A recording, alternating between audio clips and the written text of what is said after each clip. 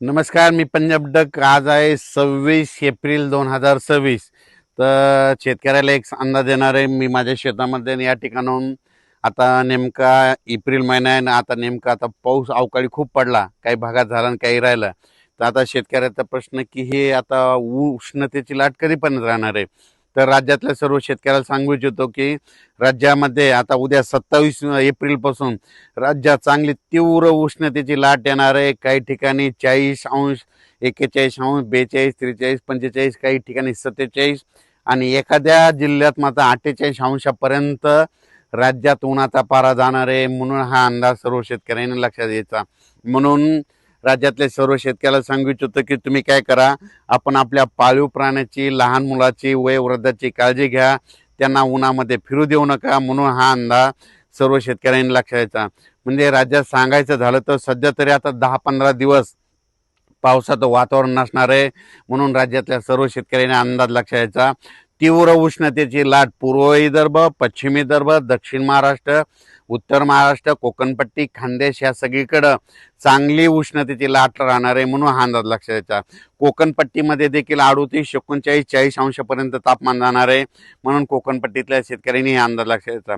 उत्तर महाराष्ट्रामध्ये काही ठिकाणी 44, 45 अंश, 46 पर्यंत जाणार आहे. म्हणून उत्तर महाराष्ट्रातल्या उत्तर महाराष्ट्रातल्या नाशिक जिल्हा, नंदुरबार जिल्हा, धुळे जिल्हा, जळगाव जिल्हा त्या शेतकऱ्यांनी हा अंदाज लक्षात घ्यायचा. कारण की तिकडे देखील 45-46 अंशापर्यंत पारा जाणार आहे. म्हणून हे देखील अंदाज लक्षात घ्यायचा. त्याच्यानंतर मराठवाड्यामध्ये परभणी जिल्हा, लातूर जिल्हा, बीड जिल्हा, जालना जिल्हा, संभाजीनगर, हिंगोली जिल्हा, धाराशिव जिल्हा, लातूर जिल्हा त्या सर्व शेतकऱ्याला सांगू इच्छितो की मराठवाड्यामध्ये देखील उन्हाचा पारा वाढत जाणार आहे. काही ठिकाणी 45 अंशापर्यंत जाणार आहे. म्हणून हे अंदाज लक्षात घ्यायचा. आणि मराठवाड्यात देखील नांदेड जिल्ह्यात देखील एका दिवस समजा 47 पर्यंत पारा जाईल. म्हणून हे देखील मराठवाड्यातल्या शेतकऱ्यांनी अंदाज लक्षात घ्यायचा आणि स्वतःची काळजी घ्यायची.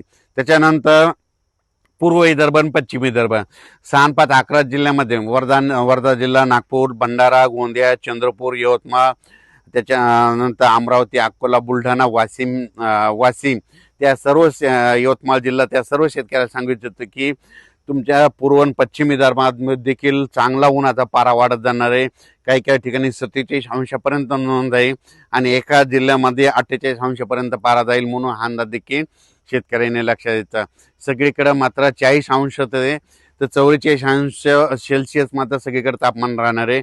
म्हणून हे लक्षात द्यायचं. आता सर्व शेतकऱ्याला सांगू इच्छितो की आता उद्यापासून हवामान कोरडं राहणार आहे. मग आता परत पाऊस कधी येणार आहे. तर राज्यातल्या सर्व शेतकऱ्याला सांगू इच्छितो की तुमच्या शेतीचे कामे करून ठेवा. आम्ही सगळे शेतीचे कामे व्यवस्थित करून ठेवली. कारण की मराठी सालाप्रमाणे सांगायचं झालं तर आता कंप्लीट 33 दिवस मिरग राहिला. म्हणजे मिरग निघायला मराठी सालाप्रमाणे 33 दिवस राहिले. आणि इंग्रजी महिन्याप्रमाणे जर धरलं तर तुम्हाला सांगतो 41 दिवस पाऊस राहिला आहे. म्हणून हा अंदाज सर्व शेतकऱ्यांनी लक्षात द्यायचा.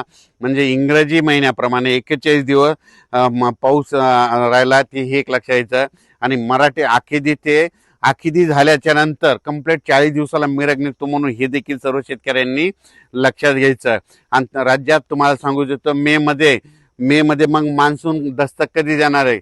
तुम्हाला सांगू इच्छितो 15 मे ते 20 मेच्या दरम्यान अंदमान बेटावर मान्सून दस्तक देणार आहे. म्हणून हा अंदाज खास करून मराठवाड्यातल्या संपूर्ण महाराष्ट्रातल्या महाराष्ट्र असो, कर्नाटक असो, मध्य प्रदेश आणि जे काही राज्य त्या जिल्ह्यातल्या सर्व शेतकऱ्याला सांगू इच्छितो की तुम्हाला सांगू इच्छितो की मान्सून अंदमान बेटावर 15 मे ते 20 मेच्या दरम्यान दस्तक देणार आहे. म्हणून हा अंदाज लक्षात घ्यायचा. कारण की एकंदरीत अभ्यास केल्याच्या नंतर तुम्हाला सांगू इच्छितो की 15 मे ते 20 मेच्या दरम्यान कधीही मान्सून अंदमान बेटावर दस्तक देतो तिथं दाखल होऊ शकणार आहे. म्हणून हा अंदाज लक्षात घ्यायचा. आणि आपण आपल्या शेतीची मात्र कामे करून घ्या. पावसाचं काम करीत असतो म्हणून आपण आपल्या शेतीचे कामे करून घ्या. सगळ्यात महत्त्वाचं आपण शेत रेडी करून ठेवणं गरजेचं आहे. पाऊस यायचं तेव्हा येईल, पण सगळ्यात महत्त्वाचं ते. त्याच्यानंतर काय झालं की बऱ्याच शेतकऱ्याचे असे फोन आलेत यावर्षी एल निनो पाऊस यावर्षी कमी पडणार आहे. तर मला सांगू इच्छितो एल निनो असो या नसो, दरवर्षी आपल्या महाराष्ट्रामध्ये भारतामध्ये मान्सून येणार तर येणार, येतो तर येतो. हे सर्वप्रथम लक्षात घ्यायचं. तर तुम्हाला एक सांगतो एल निनो बद्दल एक छोटं सविस्तर सांगतो. तुम्हाला सांगतो एल निनो कधी उद्भवतो, डिसेंबर महिन्यामध्ये उद्भवतो. आणि डिसेंबर महिन्यामध्ये आपली इकडं थंडी असते. मग डिसेंबर महिन्यामध्ये तिकडं प्रशांत महासागराचं तापमान कमी झाल्याच्या नंतर तिकडं खूप पाऊस पडतो. पण तुम्हाला एक सांगतो डिसेंबर मध्ये आपल्याकडे थंडी असते म्हणून त्याचा काही अर्थ इथे संबंध नाही. तर तुम्हाला एक सांगतो, आता तुम्हाला सांगतो इंग्रजी महिने कधी सुरू होता, जानेवारीला महिना सुरू झाला, जून मध्ये पाऊस सुरू झाला आणि एल निनो डिसेंबर मध्ये उद्भवलाय. मग याचा अर्थ तुम्हाला सांगतो पुढच्या वर्षी डिसेंबर मध्ये एल निनो कसा राहील त्याचा आधीच आपल्याला भाकीत लावणं शक्य नसतं. म्हणून तुम्हाला सांगतो भारतीय हवामान प्रणालीमध्ये मान्सून दरवर्षी त्याच्या वेळोवेळी येणार ते येणार येतो तोच येतो. पण यावर्षी कसं असं तुम्हाला सांगतो, हे ग्लोबल वॉर्मिंगमुळे वाढत्या तापमानामुळे काय झालं, निसर्ग 22 दिवस पुढे सरकला, थंडी 22 दिवस पुढे सरकली, उन्हाळा 22 दिवस पुढे सरकला.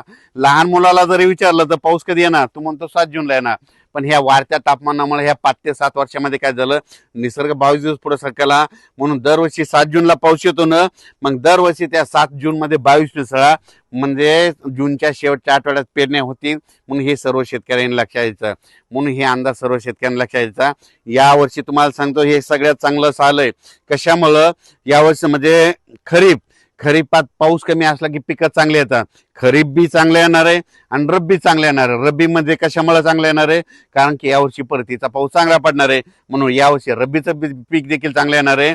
म्हणून शेतकऱ्यासाठी चांगलं साल राहणार आहे.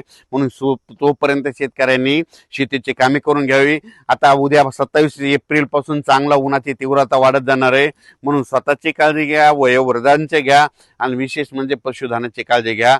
अचानक वातावरणात बदल झाला तर उद्या एक लगेच मेसेज दिला जाईल. धन्यवाद.